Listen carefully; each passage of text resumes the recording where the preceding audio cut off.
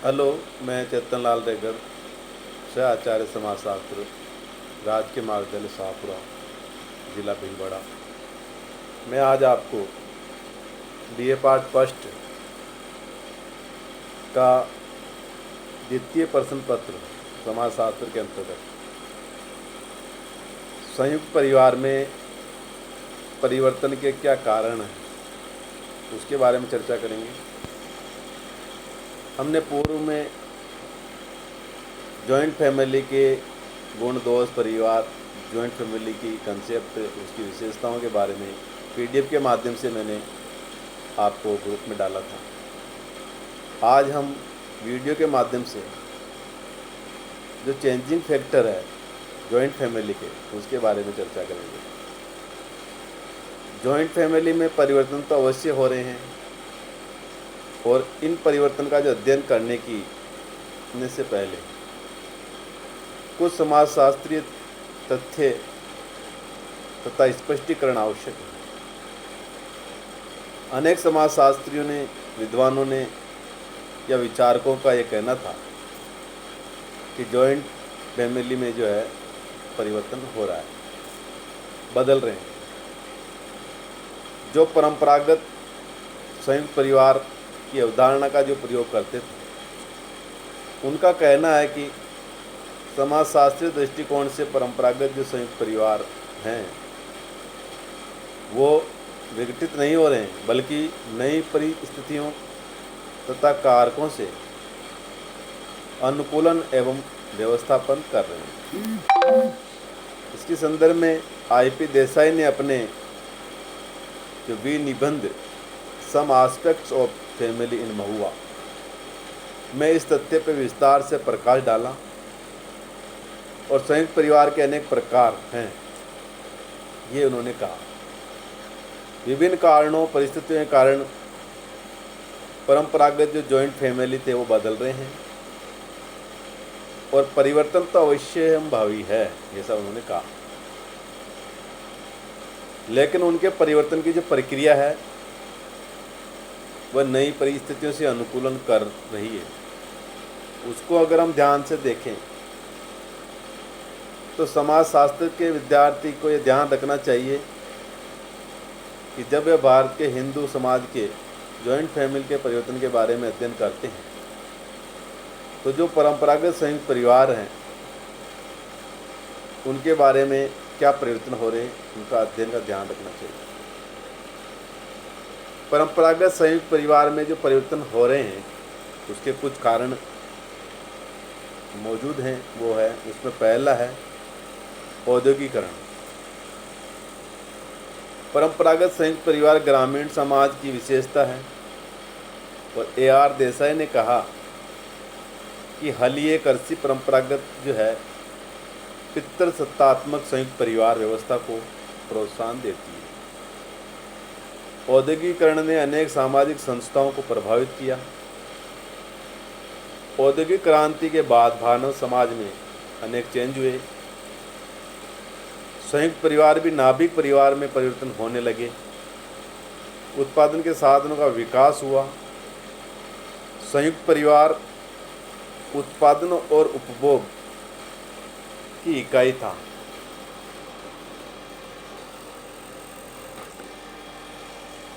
उत्पादन के साधनों का विकास तो हुआ ही है, इसमें क्या नाभिक परिवारों का जो प्रतिशत बढ़ने लगा और उत्पादन जो है वो औद्योगिक केंद्र करने लगे। ग्रामीण के जो कुटीर उद्योग वो समाप्त हो गए। ग्रामवासी व्यक्ति अकेला शहर गया और बाद में पत्नी और बच्चों को भी ले गया तथा अन्य परंपरागत व्यवसाय छोड़कर वह कल कारखानों में काम करने लगा। तो व्यवसाय की बहुलता हो गई। संयुक्त परिवार को छोड़ करके व्यक्ति दूसरे व्यवसाय के लिए चला गया। संचार के साधन और यातायात के साधनों से व्यक्ति आसानी से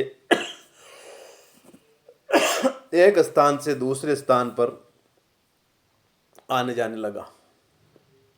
वस्तु विनिमय के स्थान पर नगद या मुद्रा विनिमय होने लगा। इससे भी जॉइंट फैमिली की जो सामान्य प्रॉपर्टी थी की जो विशेषता थी वो टूट गई। जो लेडीजें थी वो कल कारखानों में काम करने लगी, जॉइंट फैमिली में रहना वो नापसंद करने लगी। तो इन सब का प्रभाव जॉइंट परिवार में की जो फैमिली में जो प्रोसेस था उसकी जो प्रणाली थे पड़ा। उसका परिणाम यह हुआ कि व्यक्ति गांव छोड़ करके औद्योगिक केंद्रों की ओर जाने लगे, जहां पे आवास की समस्या होने से नाभिक परिवार बढ़े।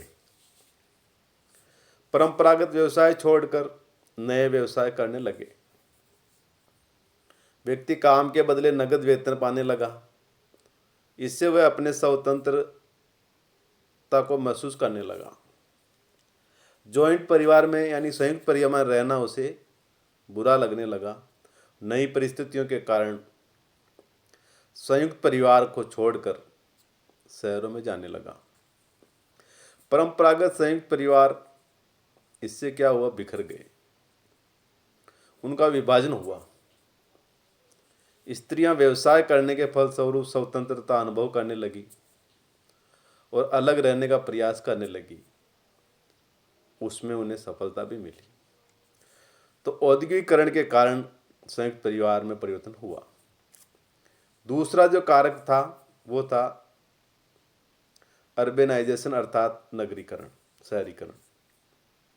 नगरों में अनेक सुविधाएं उपलब्ध होती हैं, जैसे शिक्षा है, स्वास्थ्य है, यातायात के साधन हैं, उपभोग की वस्तुएं आदि।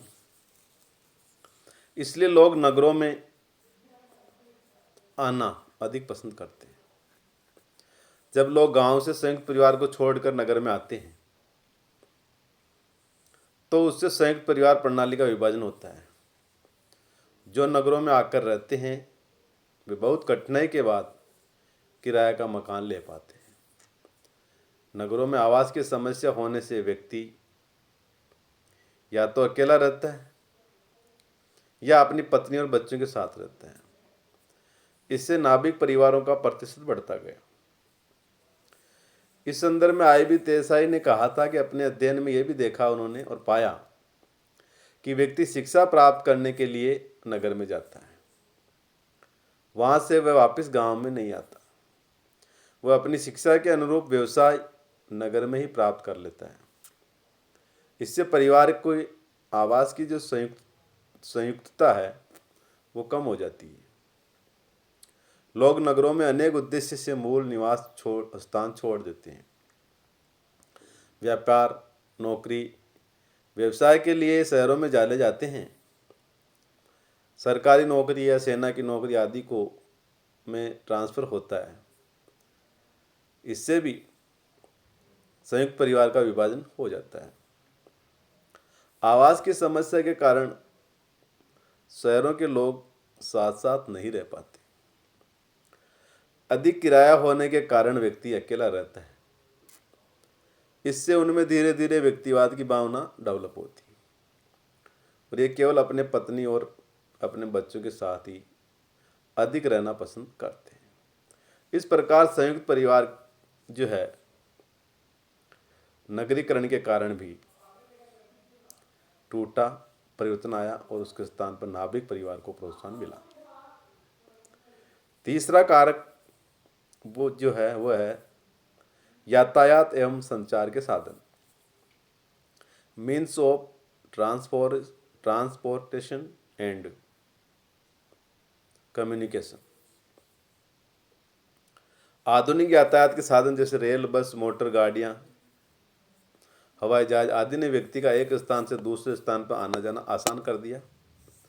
पहले व्यक्ति का आना जाना बहुत कठिन था, स्थान छोड़ना भी मुश्किल था। व्यक्ति जीवन यापन जॉइंट फैमिली में एवं जन्म स्थान में रह के करता था, लेकिन जब वह संयुक्त परिवार को छोड़ के दूर स्थानों पर नौकरी, व्यवसाय, शिक्षा आदि के लिए जाना जाता है तो पहले ही परिस्थितियां मौजूदा रहने के अनुकूल थी, अप्रतिकूल है। तो यातायात और संचार के साधनों ने भौगोलिक गतिशीलता बढ़ा दी। जिससे भी परंपरागत जो व्यवसाय जो परिवार था संयुक्त, वो विभाजित होकर के नाभिक परिवारों में परिवर्तित हो रहे हैं। चौथा कारक है सोशल सिक्योरिटी, अर्थात सामाजिक सुरक्षा। पहले केवल संयुक्त परिवार ही सगे संबंधियों को सामाजिक सुरक्षा प्रदान करता था। व्यक्ति वृद्धजनों की सेवा करना अपना परम कर्तव्य समझता था। सरकार के अनेक योजनाओं के द्वारा व्यक्ति को सामाजिक सुरक्षा प्रदान की जाती थी, जैसे बीमा योजना है, भविष्य निधि कोष है, ग्रेच्युटी है, कर्मचारी क्षतिपूर्ति कानून है, पेंशन है आदि। तो एक और युवा पीढ़ी वृद्धजनों की देखभाल करना, अपना कर्तव्य पालन करना भूलती जा रही है। दूसरी ओर वृद्धजन भी अनेक सुरक्षा योजनाओं के कारण उन पर बोझ बनना नहीं चाहते, तो इससे भी नाभिक परिवारों में ग्रोथ हो रही है और संयुक्त परिवारों का डिवाइडेशन हो रहा है। नंबर 5वां कारक है पाश्चात्य शिक्षा एवं संस्कृति का प्रभाव, impact of western education and culture. भारतवासी पाश्चात्य शिक्षा और संस्कृति के संपर्क में आए। इससे भारत के जो सामाजिक मूल्य हैं, दर्शन हैं, जीवन का तरीका वेस्टर्न होने लगा, जो नाभिक परिवारों को प्रोत्साहन देता है। व्यक्तियों पे भौतिकवाद, व्यक्तिवाद का गहरा प्रभाव पड़ा। स्त्रियों ने शिक्षा ग्रहण की और वे फिर पुरुषों के समान कार्य करने लगी। जॉइंट फैमिली में स्त्री पुरुष की आस्था कम होने लगी और नाभिक परिवार को की ओर वह आकर्षण होने लगा। प्रेम विवाह, तलाक, अंतरजातीय विवाह, व्यक्तिवादी दृष्टिकोण ने संयुक्त परिवार का विभाजन किया और एकाकी परिवार का प्रतिशत बढ़ा। पाश्चात्य शिक्षा एवं संस्कृति के प्रभाव तथा अनुकरण ने लोगों को नाभिक परिवार अच्छे लगने लगे और संयुक्त परिवार में रहना पसंद कम आने लगा। कई बार तो नई परिस्थितियों में इस नाभिक परिवार में रहना आवश्यक भी हो जाता है। तो कहने का तात्पर्य जो कल्चरल और शिक्षा वेस्टर्न का भी प्रभाव पड़ा। नंबर 6 कानूनों का प्रभाव। ब्रिटानिया सरकार ने भारतवर्ष में, यानी कि ब्रिटिशियन जो थे, जो भारत में आए थे, उन्होंने फूट डालो और राज करो के आधार पर शासन किया। इस नीति को उन्होंने जॉइंट फैमिली को तोड़ने में प्रत्यक्ष और अप्रत्यक्ष रूप से लागू किया। हिंदू उत्तराधिकार अधिनियम 1929 ने व्यक्ति को प्रॉपर्टी का अधिकार दिया, चाहे वह जॉइंट फैमिली से अलग रहता हो। हिंदू स्त्री को प्रॉपर्टी में अधिकार नहीं था। हिंदू स्त्रियों को प्रॉपर्टी में अधिकार अधिनियम 1939 ने उन्हें प्रॉपर्टी में अधिकार प्रदान किया। संयुक्त परिवार में अपनी जो प्रॉपर्टी सामान्य होती है और प्रॉपर्टी के बंटवारे के अधिनियमों के प्रावधान ने संयुक्त परिवार को आधारभूत विशेषता को बदल कर उसे नाभिक परिवार में बदलने की प्रक्रिया को गति प्रदान दी। बाल विवाह निरोधक अधिनियम 1929 और हिंदू विवाह अधिनियम 1955 ने संयुक्त परिवार को नाभिक परिवार में परिवर्तित करने में प्रभाव डाला। ऐसे अनेक अधिनियम समय समय पर पारित होते रहे, जिसके कारण जॉइंट फैमिली को नाभिक परिवार में परिवर्तित होना पड़ा।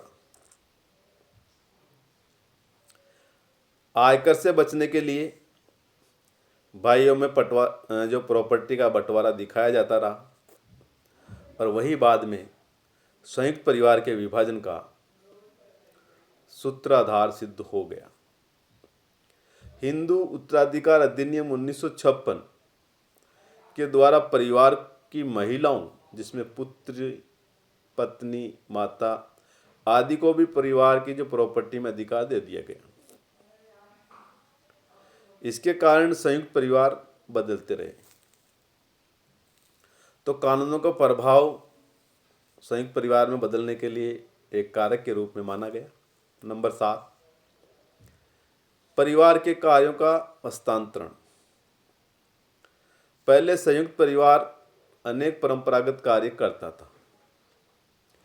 धीरे धीरे परिवार के जो परंपरागत कार्य हैं अन्य संस्थाओं एवं समितियों को हस्तांतरित हो गए। इतना ही नहीं बल्कि परिवार का महत्व भी घट गया। लोग संयुक्त रहना अनावश्यक समझने लगे। कई दंपति तो संयुक्त परिवार में रहना हानिकारक समझने लगा। बच्चों का अच्छा पालन पोषण तथा स्वयं के सुख नाभिक परिवार में ज्यादा सुविधाजनक लगने लगा। इस प्रकार संयुक्तता का घटना स्वाभाविक हो गया। शिक्षा, मनोरंजन, कपड़ा, भोजन, व्यवसाय, खाने पीने की सामग्री आदि की व्यवस्था पहले संयुक्त परिवार करता था, अब अन्यत्र पूरी की जा सकती है। तो व्यक्ति संयुक्त परिवार पर निर्भर नहीं है।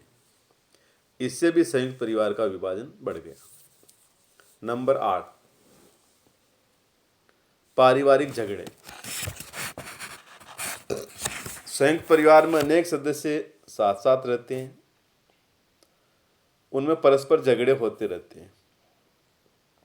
इरावती कर्वे ने लिखा था कि भाइयों में प्रॉपर्टी को लेकर आज भी महाभारत का युद्ध होता है। स्त्रियों में अनेक बातों पर मनमुटाव, कहासुनी तथा झगड़े होते रहते हैं। बच्चे आपस में लड़ते हैं और उनके कारण बड़े भी लड़ लेते हैं। संयुक्त परिवार में होने वाले आए दिन झगड़ों से बचने का भी एक ही समाधान है, नाभिक परिवार। पारिवारिक झगड़ों से बचने के लिए लोग अलग घर बसाकर रहना पसंद करते हैं। तो पारिवारिक झगड़ों को भी एक समाज में जॉइंट फैमिली में बदलाव का कारण माना। नंबर 9, अंतिम है फेमिनिस्ट मूवमेंट अर्थात महिला आंदोलन। महिला आंदोलन ने स्त्रियों में जागृति पैदा कर दी। वे अपने स्वयं के अस्तित्व को समझने लगी। वे शिक्षा ग्रहण करने लगी, व्यवसाय में आने लगी और स्वयं के शोषण के प्रति जागृत हो गई। प्रेम विवाह करने लगी, घर की चार दीवारी के बाहर जीवन जीने लगी। शिक्षित तथा व्यवसाय करने वाली स्त्रियां संयुक्त परिवार में रहना पसंद नहीं करती। वे अपने पति को अलग घर बसाने के लिए मजबूर करती है। तो इससे भी नाभिक परिवार की संख्या बढ़ी और इसका परिणाम स्वरूप संयुक्त परिवार का विभाजन होने लगा। तो विद्यार्थियों, इस प्रकार से समाज में संयुक्त परिवार में जो परिवर्तन हो रहे हैं उसके मुख्य रूप से ये 9 कारण उत्तरदायी हैं। धन्यवाद।